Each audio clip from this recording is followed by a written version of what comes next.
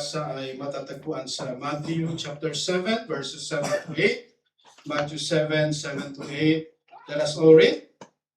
Ask and it will be given you. Seek and you will find. Knock and it will be opened to you. For everyone who asks receives, and he who seeks finds, and he who knocks it will be open. Tayo po yumuko at mananalangin tayo mga kapatid. Thank you, Jesus. Hallelujah. We worship you, O God. Salamat po, Panginoon. Patuloy ka naming sinasamba, dinadakila, O Diyos. Hallelujah. Maraming pong salamat, Panginoon, sa gabi ito, O Diyos, na nilagay niyo po kami, dinako niyo po kami sa lugar na ito, O Diyos. Alam po namin, Panginoon, na meron ka pong purpose sa aming buhay. Alam po namin sa gabi ito, Panginoon, ay pangungusap ka po sa aming mga puso. At magpatuloy ka po, Panginoon, mag-i-invite sa amin ng mga bagay na nais pong maranasan po namin, Panginoon. Maraming salamat po, Lord, as we ponder upon your word, as we study your word, Lord God, tonight. Let your Holy Spirit teach us tonight, Panginoon. Allow our hearts and our mind to be saturated by your word, O God. Salamat po, Panginoon, to you, the glory, the honor, and the adoration of your people. Everybody say amen. Amen. Ito, palakpakan natin ang Panginoon. Amen. Jesus, hallelujah. Kamusta po ang bawat isa sa atin? Batiin natin yung ating nasa kaliwa at sa kanan. Nagkamayan na tayo kanina kaya hindi ko na kayo patatayin. Praise. Hallelujah. Amen. Praise the Lord. Una, nagpapasalamat po tayo sa Panginoon gaya nung aking sinabi sa ating group chat. Meron po tayong bagong high-tech na mixer. Bless the Lord. Kung hindi niyo po alam mga kapatid, yung ating pong ginagamit noon, ay ang kasya lang ay 2 mic at saka 3 instrument. So yung ibang instrument, hindi nakasaksak yun. Pero ngayon po ay lahat ng ating instrument ay marami pang pwedeng isaksak actually. Tapos pwede siyang digital siya, pwede siyang i-mix gamit ang iPad. So ayan, naka-high-tech si Kuya Kerwin. Naka-iPad lang siya kayo. Purihin ng Panginoon at sa biyaya, sabi ko nga, nagpapasalamat tayo dahil yung provision ng Panginoon ay talagang pinagpapala ang ating simbahan at nabibili natin yung mga pangangailangan po natin. May magagamit tayo sa anniversary. Amen? Praise God. Sige po, itutuloy natin ang ating pong pag-aaral. Nasa sermon number 6 na po tayo. Ang ating pong series ay about paanyaya or God's gracious invitation. Ito po yung mga invitation. Siguro natatandaan nyo kung paano ko po naisip itong series na ito. I was driving, nadinig ko yung isang kanta about paanyaya. Na God is inviting us na ilagak sa Kanya yung ating mga pagtitiwala, yung ating mga alalahanin. So doon nagsimula ito pong series na ito. Sa series number 6 na po tayo, which is Ask, Seek, and Knock. Matthew 7, 7 to 8. So ang theme po natin, God's invitation to prayer. Panalangin. So doon po nakasentro yung ating pag-aaral. Yung imbitasyon ng Diyos na makipag-usap sa Kanya, makipagniig sa Kanya, yun po yung napakagandang invitation sa atin. So God graciously invites His children to come confidently and persistently to Him in prayer because He delights in giving what is good according to His perfect will. Ang mga anak po ng Diyos ay iniimbitahan niyang manalangin sa Kanya, dumulog sa Kanya, kasi nagagalak ang Diyos. Ang ating amang nasa langit ay nagagalak kapag ibinibigay niya yung mga ating pangangailangan. Of course, it should be according to His will. Before we proceed mga kapatid, meron ditong isang true story. Si George Mueller, meron po siyang orphanage, the orphanage that ran on prayer, ang title po nitong kwento na ito. George Mueller cared for more than 10,000 orphans in England. Ang dami na ng mga ulila na inalagaan po nito si George Mueller. 10,000 orphans in England. He made a remarkable commitment. He would never ask people for money. Pero yung 10,000 orphans, tapos meron siyang isang prinsipyo. Ang prinsipyo niya, hindi siya manghihingi ng pera. Pero mo, ang tinding prinsipyo yun, parang napakahirap panindigan. Di ba? Yung mga tele-evangelists ngayon, oh, send $100 and God will bless you $10,000. Ganun eh. Pero ito si George Mueller, at hindi ng faith niya. Sabi niya, he would never ask people for money. Instead, he would only ask God in prayer. Yun po yung commitment ni George Mueller. Sabi niya, hindi ako hihingi ng pera sa mga tao. Ang gagawin ko lang, hihingi ako sa aking Ama. Mananalangin lamang ako. Yun yung commitment niya. One morning, there was no food in the orphanage. Walang pagkain. Nakaupo na yung mga bata. Pero yung mga plato nila, nagtataka sila walang pagkain. Yung nangyari, hundreds of children sat on the breakfast table with empty plates. Mueller calmly thanked God for the meal they did not yet have. Anong ginawa ni George Mueller? Sabi niya, Panginoon, marami pong salamat. Calmly, sabi niya, salamat po sa pagkain, sa breakfast ng mga bata sa umagang ito. Calmly niya ginawa yung panalangin na yun. Panalangin na yan. Just as he finished praying, there was a knock at the door. May kumakatok. A baker. Panadero. Sabi ng panadero, Mr. Mueller, I couldn't sleep last night. I felt the Lord wanted me to bake bread for your children. Moments later, another knock came. May kumatok na naman. Sabi ng kwento, a milkman's cart had broken down directly in front of the orphanage. yung nagtitinda ng gatas, nasira yung kanyang kariton sa harapan ng orphanage. True story to, kapatid, hindi ito gawa-gawa, no? The milk would spoil before it could be repaired. So he offered it all to the children. Wow. Masisira eh. Di ba? Kasi mapapanis kasi matagal i-gawin yung karwahe o yung cart niya. That morning, every child ate breakfast. Amen? Minsan, nakakalimutan nating manalangin. Di po ba? One of the greatest privilege believers have is prayer. Dakilang privilege yun eh. Sabihin mo sa tabi mo, one of the greatest privilege you have is prayer. Napakalaking privilege yun. Biruin mo, binigyan tayo ng Panginoon ng privilege yung makipag-usap sa Kanya. Privilege yung humingi sa ating Ama.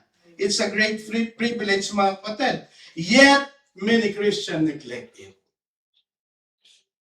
Say amen. Amen. Diba? Privilege nating lahat, pero hindi tayo madalas manalangin. Diba? Some only prayer during emergency. Tama? Marami sa atin mananalangin lang, oh Lord, wala na po kaming budget. Diba? Lord, may karamdaman po ako, pagalingin niyo po ako, may problema po kami sa pamilya. Doon lang nagpe-pray. Kapag ka lang sasakay ng aeroplano kasi takot na takot, doon lang magpe-pray. Naku Lord, baka bumagsak, baka mag-crash itong airplane. So, emergency lang eh. Sabi nga ng mga pastor, ginagawang spare tire ang Diyos. Ang panalangin ay hindi spare tire. Kasi pag spare tire, pag everything is fine, you just go along with it. Di ba? Parang okay lang. Pero kapag may problema na, kukunin na yung spare tire. Ginagawang ganun daw natin ang panalangin. Others stop praying because they think God is not listening. I hope hindi ganun yung ating sitwasyon. Parang ayoko nang manalangin. Hindi naman, 1 taon na, 2 taon ko na pinagpe-pray. Parang hindi pa rin binibigay ni Lord. Hindi pa rin napabago yung aming sitwasyon. Hindi pa rin napabago yung taong pinagpe-pray ko. Tapos ayaw na manalangin. Others stop praying because they think God is not listening. Still others treat prayer as religious ritual rather than relationship with the Heavenly Father. Akala nila parang religious ritual lang. Mananalangin. But it's a privilege to talk to our God the Father. Yun yung napakaganda mga kapatid. In Matthew 7:7-8, Jesus gives one of his clearest invitation to prayer. These words come near the conclusion of the Sermon on the Mount. Pag binasa mo yung context, nagtuturo ang Panginoon eh. Blessed are those who are meek, blessed, etc., etc. Let your light shine, etc. But then, tinuro niya itong panalangin. After teaching his disciples about kingdom living, Jesus reminds them that they are not expected to live this life in their own strength. Ang dami niyang tinuro eh. Ito, gawin niyo ito. Mapalad yung mga ganito. Mapalad yung mga peacemaker. Mapalad yung mga nakaasa sa Panginoon. Pagkatapos ng prayer, bakit? Kasi hindi natin kayang gawin yung mga bagay na yun sa ating sariling lakas. Kailangan natin lumapit sa Panginoon. They have a Heavenly Father who invites them to come to Him continually. The verb ask, seek, and knock are the present imperfect in Greek. Bakit? Grammar ito eh.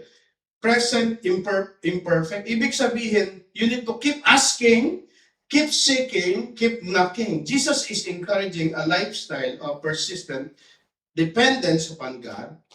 Yun yung tinuturo niya eh. Dapat continuous tayong nakaasa sa Panginoon. Hindi lamang isang beses kang manghingi, hindi lamang isang beses kang kakatok, hindi lamang isang beses kang magsisik, but continuous, mga kapatid. Ibig sabihin, you keep on asking because you know that you are dependent upon God. Nakadepende ka sa Kanya sa lahat ng pangangailangan mo. So let us study its verbs. Una, ask. Ano ibig sabihin ng ask? Number 1, bring your requests. Yun yung ibig sabihin ng ask. Simple lang, napakasimple. Pag sinabing ask, kailangan tayong lumapit sa Diyos, humingi ng ating pangangailangan. The command ask, and it will be given to you. The Greek verb in Matthew 7:7 ay aiteo. It literally means to ask, to request, to petition, or to make request of someone in higher position. Ang ibig sabihin po ng ask doon, mga kapatid, parang hihingi ka sa nasa pwesto, sa isang nilalang or being that is able to provide yung yung hinihingi mo. Sabi dito, it often implies asking someone who has authority or the ability to grant the request. Yun yung word na ginamit dun eh. Yung tao or yung being, hihingan mo, nasa posisyon siya, may power siya para ibigay yung pangangailangan mo na yon. Prayer begins with acknowledging our dependence upon God. Ang panalangin, mga kapatid, tandaan natin, nagsisimula yan sa understanding na kailangan mo ang Diyos. Bakit ka nagpe-pray? Religious ritual? Dahil magagalit si pastor? Baka nakita ko ni sister? Hindi ako nagpe-pray? Bakit tayo nagpe-pray, mga kapatid? Bakit we need to understand that we are dependent upon God? Kailangan ko ang Diyos araw-araw, bawat segundo ng aking buhay. Yun yung ibig sabihin ng panalangin. Prayer begins with acknowledging our dependence upon God. To ask is to admit that we do not have everything we need. Kapag humihingi ka, ibig sabihin may kailangan ka. Amen? Kasi hindi ka naman hihingi kung lahat ay nasa iyo na. Diba? Kailangan maintindihan natin, kaya lumalapit tayo sa Panginoon, we are dependent upon the Lord. Lahat ay nanggagaling sa iyo. Lahat ay maaari kong hingin mula sa iyo. To ask is to admit that we do not have everything we need. Pride says, I can handle it myself. Faith says, Lord, I need you. Diba? Pagka hindi ka nananalangin, hindi ka lumalapit sa Panginoon, hindi ka humihiling sa Diyos, parang sinasabi mo, kaya ko. Matalino ako eh. 95 ang grade ko nung college ako eh. A plus, B plus. Kami nung high school 75. Ayos na. May nagugulat ako sa mga segue lang. Sa mga bata ngayon, 90, 95, 96, kulang na lang ng isang para maging 100 eh. Nung panahon namin, 75. Ang sasaya namin pag naka-82, 83. Di ba? Ibig sabihin ba, matalino ka, kaya hindi mo na kailangan si Lord? Summa cum laude ka, hindi ko na kailangan si Lord. No, we pray acknowledging that we are dependent upon God. We rely upon God. Kailangan ko si Lord sa aking buhay. Sabihin nga natin, kailangan kita, Lord. Amen. Prayer is not informing God of something He does not know. Alam ng Lord ang lahat eh. Alam ng Lord ang maging ang bilang nga ng ating buhok ay alam ng Diyos eh. Metaphorically yun. Kasi yung iba walang buhok. Ang ibig sabihin ng metaphor yun eh. Figure of speech, ibig sabihin, God is all-knowing. Lahat ng bagay sa ating buhay ay batid ng Diyos. Mga kapatid. So, pag nagpe-pray tayo, hindi natin ini-inform ang Diyos sa pangangailangan natin. Alam naman niya yun eh. But we acknowledge God na kaya niyang ibigay yung pangangailangan na yun. Yun yung ibig sabihin ng panalangin, mga kapatid. God already knows our needs before we ask.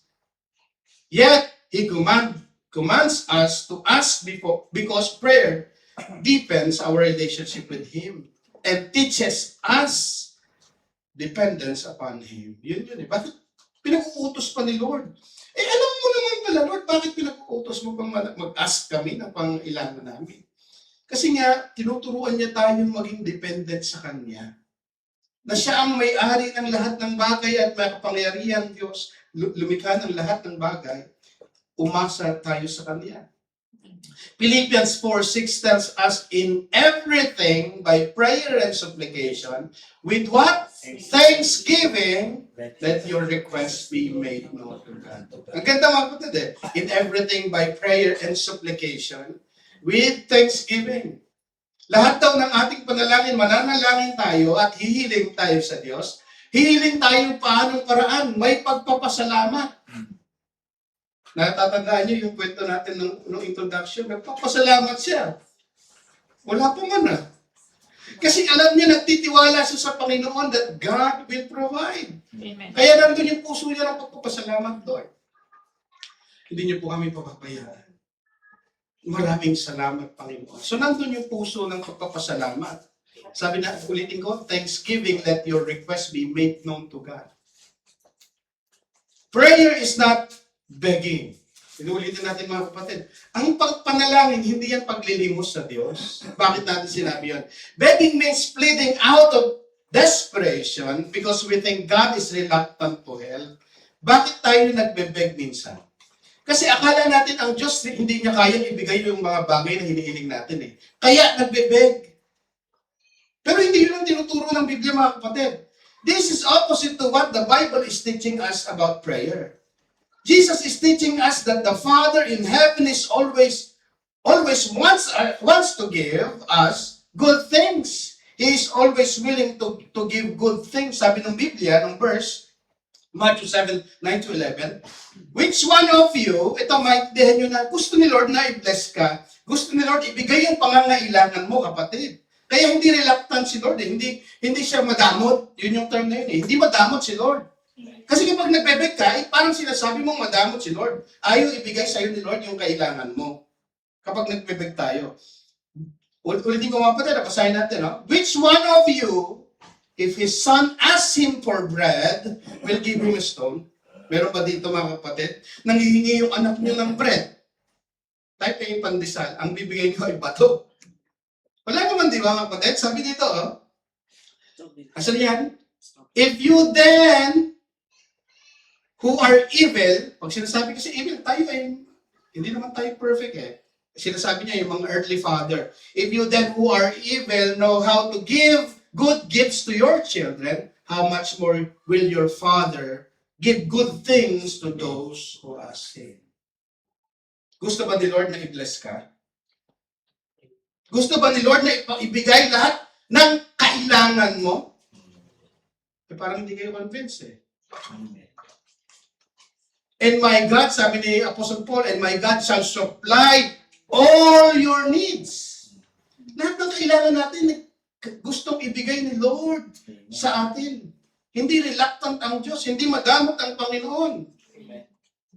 Begging is forcing our own will and desire to God. Kaya tayo nagbe-beg minsan kasi yung hindi kalooban ng Panginoon, pinipilit natin. Kaya tayo nagbe-beg. Biblical prayer can be persistent. Hindi begging yun, yung persistent ka. Makulit ka, Lord, kailangan ko po. Lord, kailangan ko po nito. Paulit-ulit ka. You kept on asking God. Not begging God, but you are persistent. Makulit. Ibig sabihin ng persistent, you keep on asking God. Yun yung tinuturo ng Biblia, persistent and earnest. Minsan naiiyak pa tayo, Lord, sa ating panalangin. Marugdog. Sa Tagalog yun eh. Di ba? Malalim ng Tagalog. Marugdog na panalangin.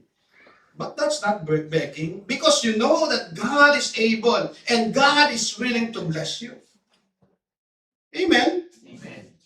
Nais ng Panginoon ibigay ang ating pangangailangan. So, biblical prayer can be persistent and earnest but should always be with faith and confidence on God. Yes, persistent ka, makulit ka. Pero lagi ka nakadepende sa Panginoon at nananampalataya na kayang ibigay ng Panginoon yung kanyang, ay yung naisin natin according to His will. Dapat meron confidence sa Panginoon, kaya ni Lord ibigay yun. No? We ask, but we must always trust His good and perfect will.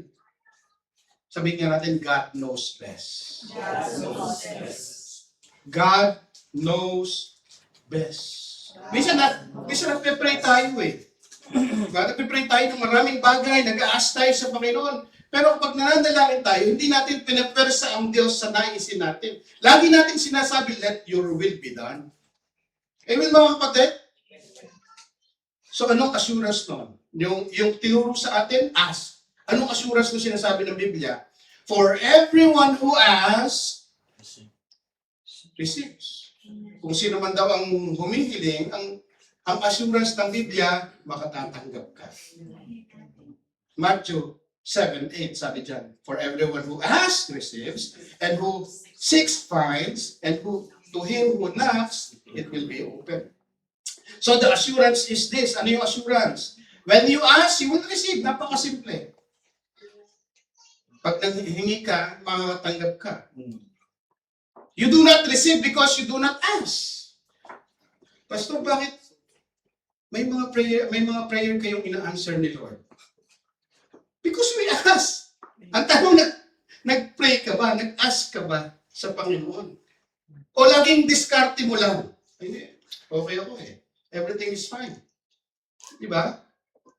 The assurance is this, when you ask, you will receive. You do not receive because you do not ask. You do not receive because you do not ask, mga kapatid. Tandaan natin. So the assurance is grounded in two things. Merong basihan yung assurance na yun eh. Una, pag naghingi daw ako, makakatanggap ako. Pero may ano yun, merong basis mga kapatid. Una, we must ask according to God's will. Kasi kapag ka nananalangin ka, you're asking something that is not God's will, for sure hindi bibigay ni Lord yun. Kung ibigay man ni Lord yun, pagtuturo sa iyo yun. Pag inalaw na lang ni Lord yun, Lord, ibigay mo na sa akin ito, tall, dark, and handsome, pero unbeliever. Lord, parang tawa ko na. Mawawala na yung edad ko sa kalendaryo. Lord, parang tawa ko na, binigay ni Lord. Hinayaan. Yun yung tinatawag permissive will. Hinayaan ni Lord. Para ano? Para matuto ka. Kapatid. So, yung assurance na when we ask, we will receive, nakabase saan? When we ask according to His will. Kalooban ba ni Lord yan? Mga kapatid. If you ask according to the will of God, He will surely answer you. Sure yun. Ask and it will be given. Because you ask according to God's will. If you ask anything, sabi ng Biblia, John 5:14, basahin natin. If you ask anything according to His will, anong sabi? Yes. Pakikinggan ka ng Panginoon. Manalangin ka, gumiling ka sa Panginoon, pakikinggan ka. Bakit? You ask according to His will. Lord, pagpalain mo ko upang pagpalain ko ang iba. Wow! Kalooban ni Lord yan, pagpapalain ka. Pero pag sabi mo, Lord, i-bless mo po ako, makabili ako ng ng mamahaling gamit, makabili ako ng Ferrari. Makabili ako ng ganito para sa sarili ko, masumikat ako. Puro lang sa sarili mo, pero hindi mo naisip yung kalooban ng Panginoon. Ang kalooban ng Panginoon, maging channel of blessing ka. Pagpapalain ka ni Lord. He will hear you, sabi ng Bible, mga kapatid. Ano pa? Pangalawa, asking in wrong motive. Sure na sasagutin ka ng Panginoon, pero but you ask in wrong motive, hindi natin marireceive yung pinapanalangin natin. Sabi ng Biblia, James 4:3, basahin natin. If you ask and you do not receive, because you ask with wrong motives. When you ask for personal pleasure or selfish gain, such as, Lord, give me wealth so I can live comfortably and impress others. So, pag ganyan ang panalangin mo, Lord, yung kapitbahay po namin may 50-inch na TV. Lord, gusto ko rin po para medyo mga tatang konti sa kapitbahay. Hindi ka pakikinggan ng Panginoon because you ask with wrong motives. Kapatid. Ano pa? Another example is when you pray out of bitterness and revenge. Pag nananalangin ka, sana matanggal sa trabaho yan. Kailangan makaganti ako. Hindi ka naman ng Panginoon yan. When you pray for justice, is fine. Lord, let your justice fall. God's justice. Pero yung out of revenge, yung mabangga ko sana. Madulas ka sana.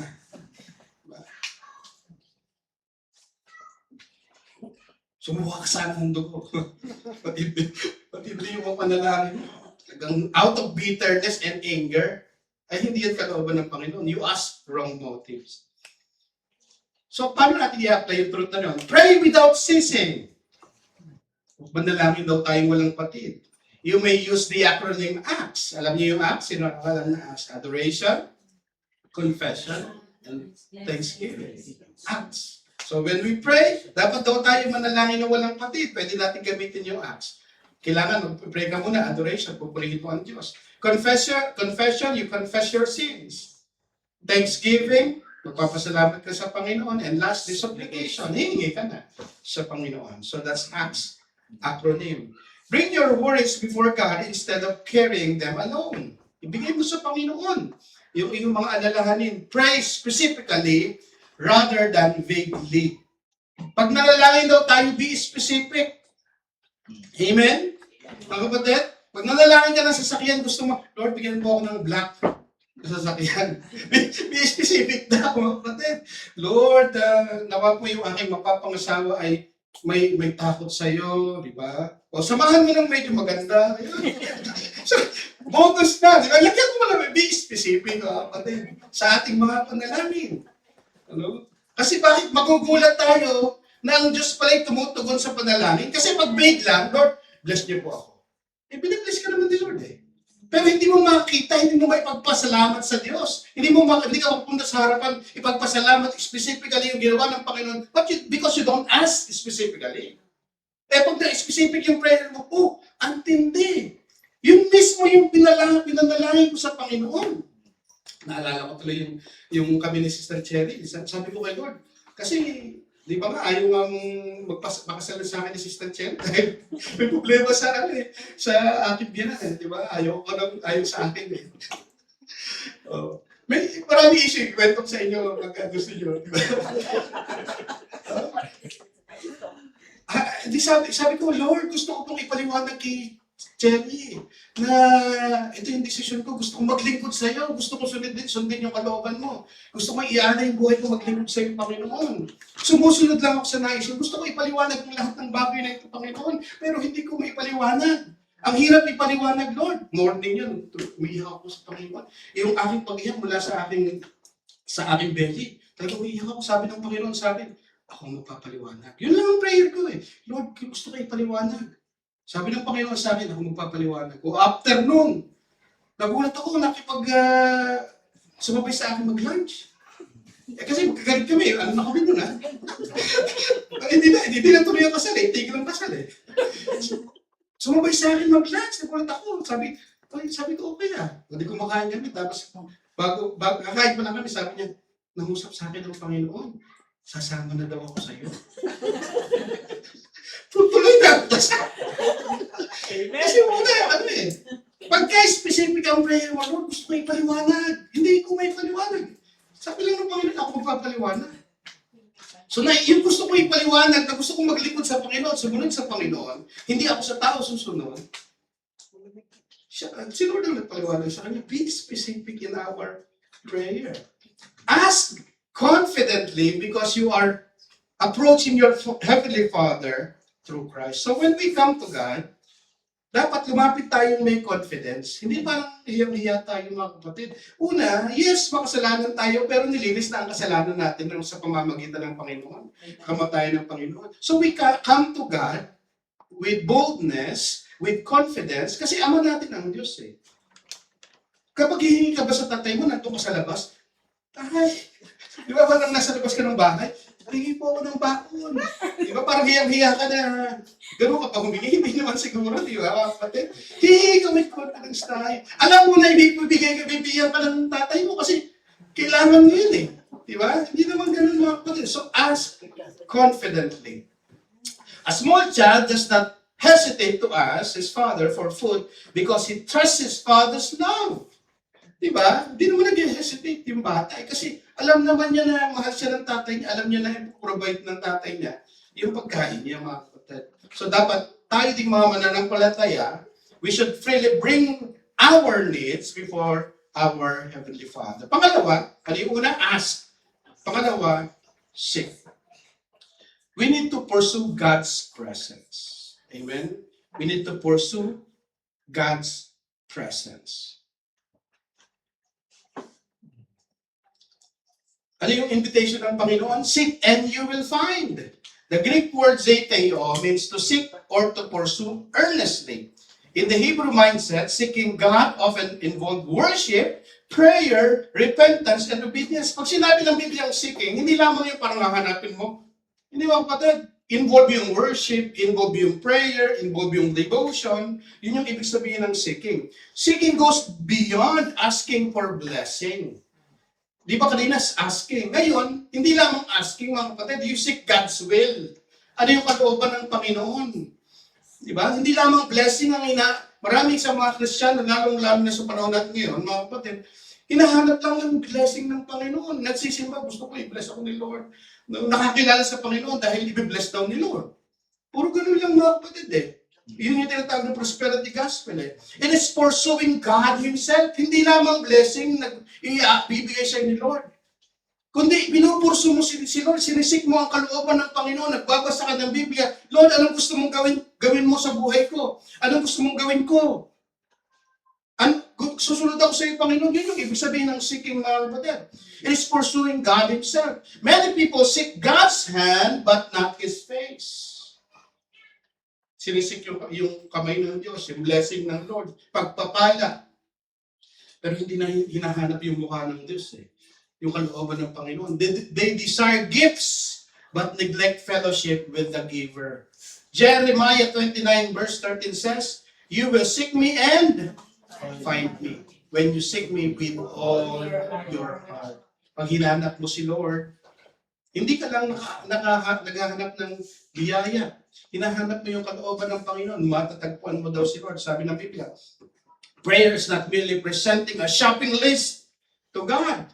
It is cultivating intimacy with Him. Hindi na parang sinasabi, Lord, itong kailangan mo. Amen. Hindi ba, kapatid? Ano yung kalooban ni Lord? You are building an intimacy with God. Yung lumalapit ka sa Panginoon. Sabi nga ng Diyos eh, draw nigh to me and I will draw nigh to you. Draw near to me and I will draw near to you. Parang pag i-imagine mo, one step forward sa'yo, two step forward sa Panginoon, lumalapit siya sa atin. Ganun ang Panginoon sa atin. Prayer is not merely presenting our shopping list to God. It is cultivating intimacy with God. So seeking God involves what? Reading His Word. Kasi God's will is God's Word. Amen. Amen? Paano, Panginoon, I want to know your will. Eh, hindi ka naman nagbabasa ng Bible. Di ba, mga kapatid? Di ba, mayroon pa ako nakita isang picture sa Facebook eh. Lord, speak to me. Pero yung Bible niya na laging nakasarado. Speak to me, Lord. Eh, buksan mo yung Bible mo. Para mag-usap ang Panginoon sa'yo. Because God's will is in God's Word. Yung kalooban ng Panginoon. So, para you must seek His will, dapat read His Word, worship Him. Kaya lagi tayo dumadalo mga kapatid eh. Obeying His command, desiring His will above our own. Jesus taught, seek first the kingdom of God and His righteousness. The greatest reward of prayer is not receiving something from God, but knowing God more deeply. Hindi lang makatanggap ka ng panalangin, pero makilala mo ang Panginoon. So anong assurance doon mga kapatid? And who seeks, find, sabi ng Biblia. Jesus followed His invitation with wonderful promise. He who seeks, finds. This is not some statement of uncertainty, but divine assurance. Those who sincerely pursue God will never be disappointed. Hinahanap mo ang Diyos. You keep seeking God, Lord. Nauuhaw po ko sa inyo. Gusto ko itang makilala. Napakagandang desire yun, mga kapatid. Ang sabi ng Biblia, if you seek Him, you will find. If you seek Him with all your heart. This promise does not mean we will always find exactly what we expected or wanted. Minsan may gusto tayo pero hindi yun yung nangyayari eh. Mga kapatid eh. Rather, we will find exactly what God knows we need the most. Yun ang kaibahan. Kapag hinahanap natin yung kalooban ng Panginoon, minsan yung pinapanalangin mo, makikita mo, you keep on seeking God's will. Kasi yung una, asking ka lang eh. O, sige, lahat. Minsan, kahit di kalooban ng Panginoon, you keep on asking. Pero when you go on seeking, ano yung kalooban ni Lord? Natututo ka, Lord, ito yung pala yung nais mo sa buhay ko. Makikita mo, hindi pala yung binibigay ni Lord, specifically yung pinanalangin mo, pero binibigay ni Lord yung kailangan mo. Amen? So sometimes we ask strength, no? So sometimes we seek answers, we seek answers and God gives wisdom. Kasi naghahanap tayo ng kasagutan, Lord. Ganito, nagugulan ako. Pero binibigyan tayo ng wisdom ng Panginoon eh. Sometimes we seek strength, God gives us His presence. Humihingi tayo ng lakas sa Panginoon. Ang binibigay ni Lord, lakas. Yung presensya ng Diyos. Sometimes we seek deliverance and God gives endurance. Gusto nating maalis doon sa sitwasyon na yun eh. Lord, alisin mo po ako sa sitwasyon na ito. Hindi ka inalis. Anong binigay sa'yo ng Panginoon? Endurance. Lakas para manatili.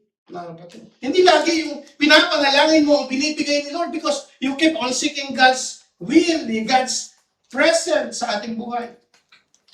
Above all, those who seek God's will find Him. Kaya nga minsan mga kapatid, kahit yung hinihingi nga natin, hindi nga yun yung binibigay ni Lord eh. Kasi may tinuturo ang Lord sa atin, which is yung yung kalooban niyo sa buhay natin. Mga kapatid. Amen? Amen. But we need to keep on asking God and seek His will. Kasi natututo tayo na ba yung kalooban ng Panginoon sa buhay ko? Hindi laging prayer natin ay tinutugon ng Panginoon. May iba't ibang, mamaya makikita natin na may iba't ibang katugunan ng Panginoon. Sabi dito, make time daily to seek God, not merely His blessing. Let prayer shape your heart, not your circumstances. Katulad ni King David, mga kapatid, so Psalm 63 verse 1, anong sabi dyan? O God, you are my God. Earnestly. No? I shall seek you earnestly. My soul thirsts for you. My flesh yearns for you. In a dry and weary land, without water. Sabi ni King David at hindi nung verse na ginamit niya, oh God, you are my God. I shall seek you earnestly. Hahanapin kita, Panginoon. Sa napakaaga. My soul thirsts for you. Nauuhaw ang aking kaluluwa. My flesh yearns for you in a dry, weary land without water.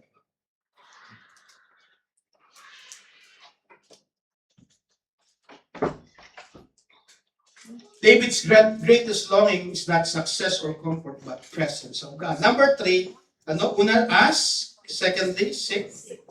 And lastly, knock. Ano yung invitation ng Panginoon? Pag sinabing knock, ito ay persevere in prayer. Nakita niyo yung progression, mga kapatid? Ask, seek, knock. The term are here used with reference to prayer. And this constitute a climax. Nakita natin, una asking lang. Pangalawa, hindi binibigay ni Lord, kailangan hanapin mo yung kalooban ni Lord. Pangatlo, mga kapatid, persistence in prayer. Kakato ka na. Kasi parang sarado. Parang hindi naman binibigay ni Lord. Parang walang katugunan sa aking mga panalangin. Ano sabi ni Lord?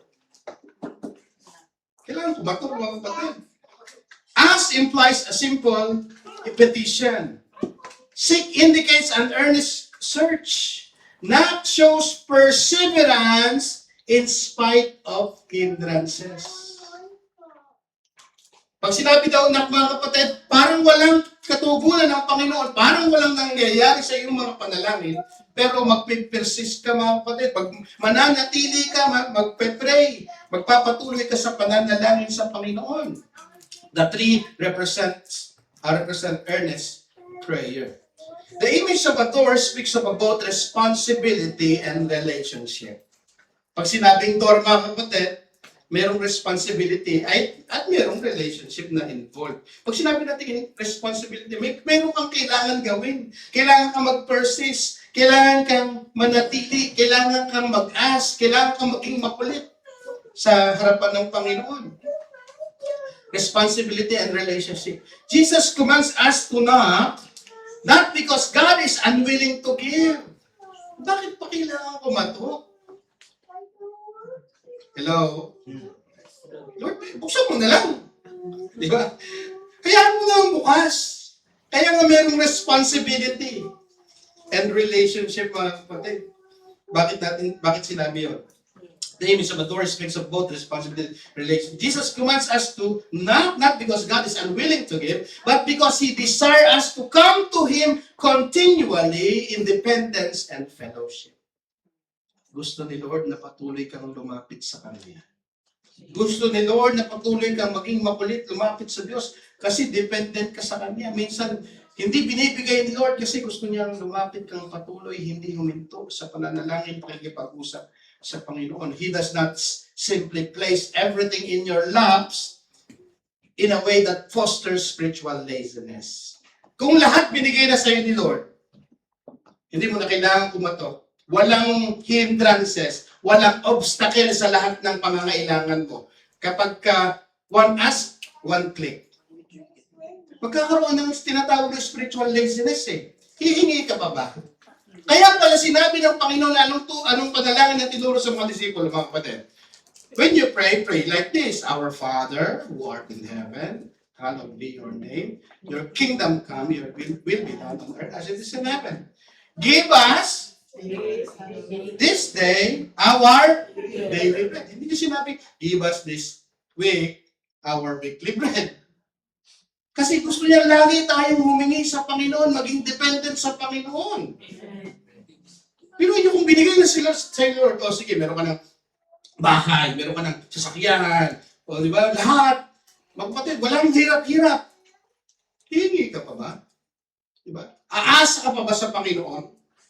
Hindi na eh. Nandun yung responsibility and relationship na binibigay sa atin ng Panginoon. God could have chosen to provide everything at once.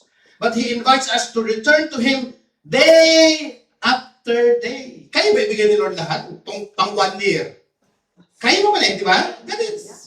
Mayaman na yung Diyos eh. Pero bakit di siya binibigay? Kasi gusto niya maging dependent tayo sa Kanya eh. Araw-araw, lumapit tayo sa Diyos. Kaya napansin niyo sa mga Israelita, mana ang binigay, o isang araw sa maghapon, kukunin mo yung pagkain. Hindi ka pwedeng magtira. Hindi ka pwedeng mag-imbak. Pag nag-imbak ka, mapapanis eh. Eh, makukulit yung ibang mga Israelita nag-imbak, napanis kinabukasan. Inuod. Ibig sabihin, umasa tayo sa Panginoon bawat araw ng buhay natin. Yun yung tinuturo ng Biblia.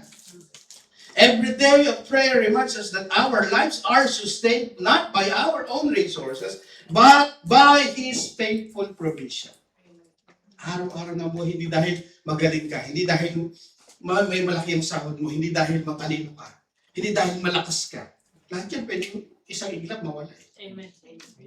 Araw-araw, so araw-araw nakadepende ka sa Panginoon. Lord, salamat po sa araw na ito. Salamat sa kalakasan makapagtrabaho. Salamat sa pamilya. Salamat sa buhay na meron kami, Panginoon.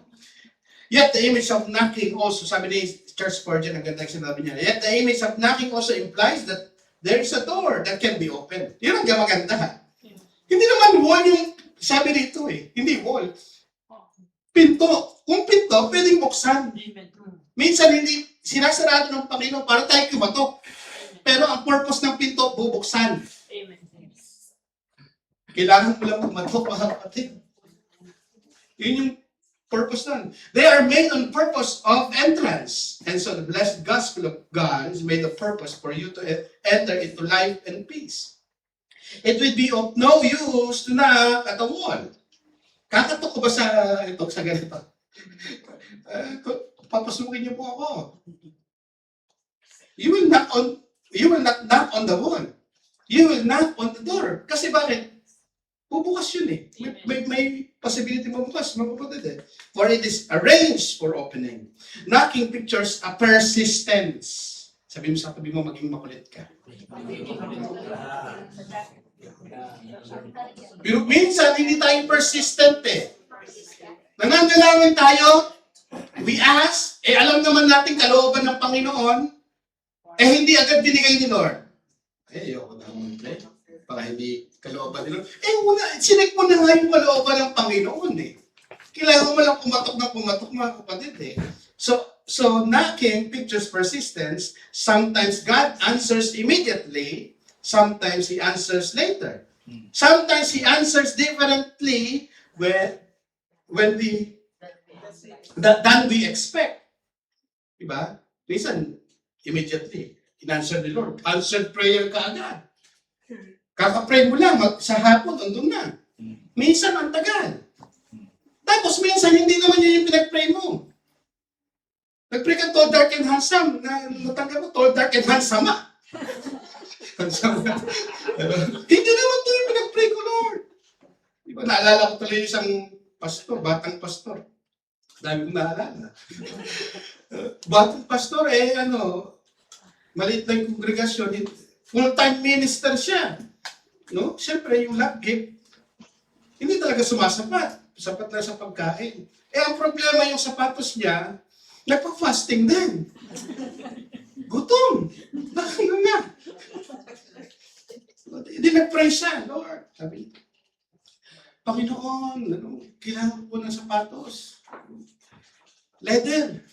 Yeah. Specific eh. Leather, black. Pinag-pray niya. Tapos, one Sunday, nagpe-preaching siya. Nagulat siya, may pumasok na mayamang businessman. Di ba? May hepa. Gold. Puro gold. No? Businessman. Sabi niya, ito na yata yung sagot sa aking mga panalangin. Magkakaroon na ako ng leather shoes. Bagong leather shoes. O di nag-preach siya. Nandun yung bisitang businessman. Medyo pinapakita pa niya yung gumagang sapatos. Praise the Lord. Ganun pa siguro. Para makita ng bagong bisita na mayaman. Tapos sabi, ito na siguro yung answered prayer ko. Nagulat siya. Pagkatapos ng service, nagulat siya. Lumalapit yung businessman. Tapos nakita yung sapatos niya. Pastor, luma na yung sapatos mo. Nakanganga na. Tapos naglabas ng isang bulto ng pera. Naka-rubber band eh. Sabi niya, Pastor, tinanggal yung rubber band. Pastor, ito yung rubber band. Itali mo na. Tama, tapos binalik yung pera doon sa isa. Minsan, hindi tayo tumulo ng Panginoon exactly.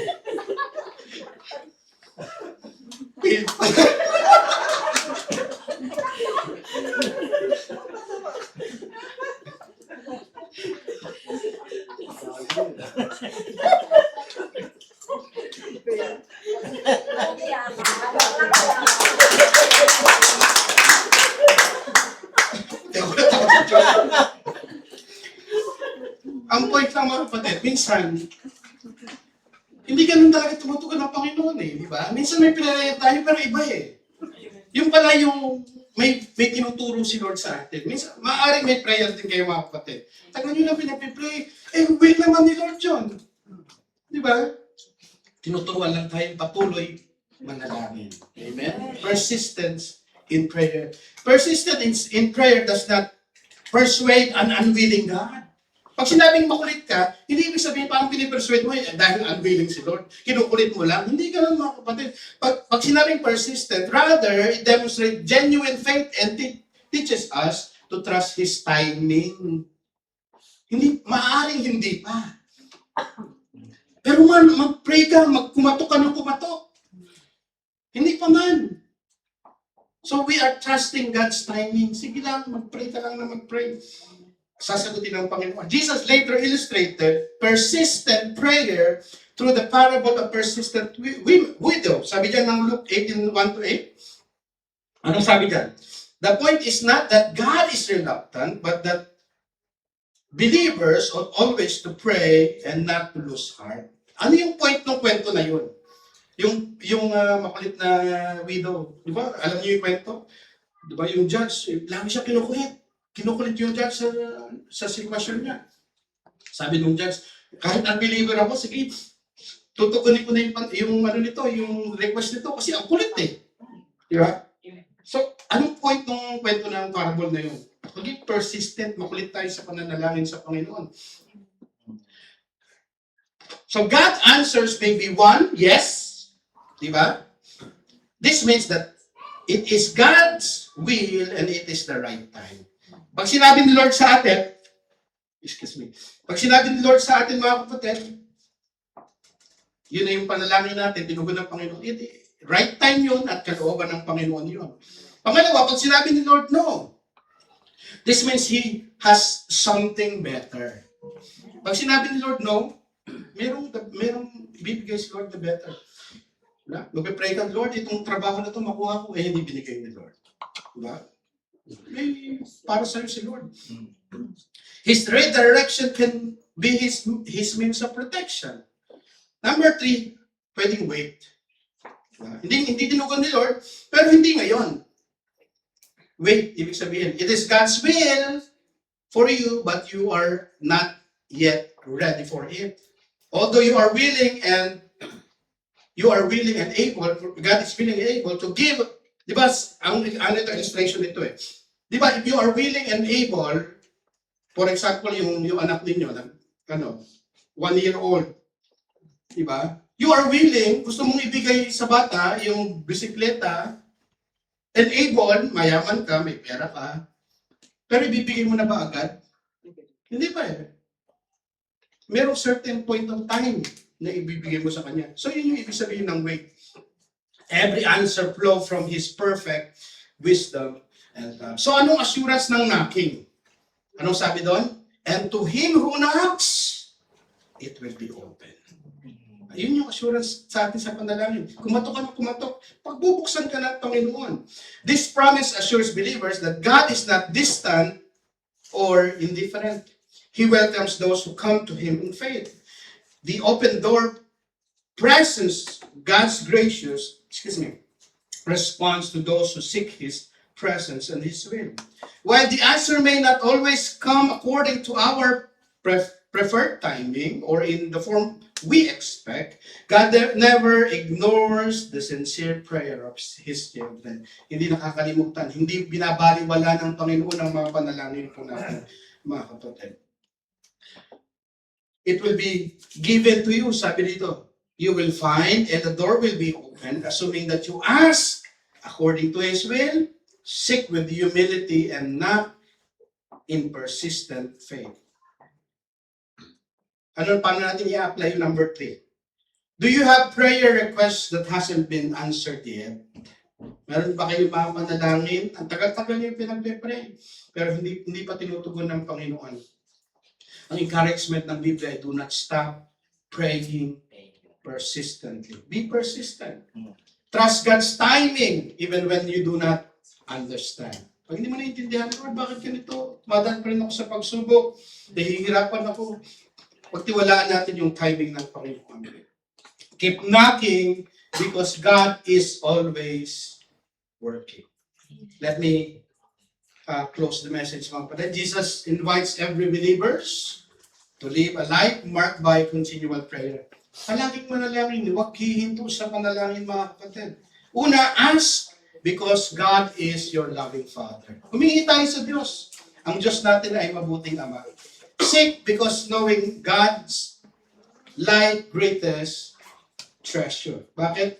Knowing God, yung treasure na meron tayo. Lastly, knock because God honors for persistent faith. Prayer is not twisting God's arm, but trusting His heart. Pagka nananalangin tayo, makulit ka sa panalangin, kumakatok ka, hindi ibig sabihin you are twisting God's arm.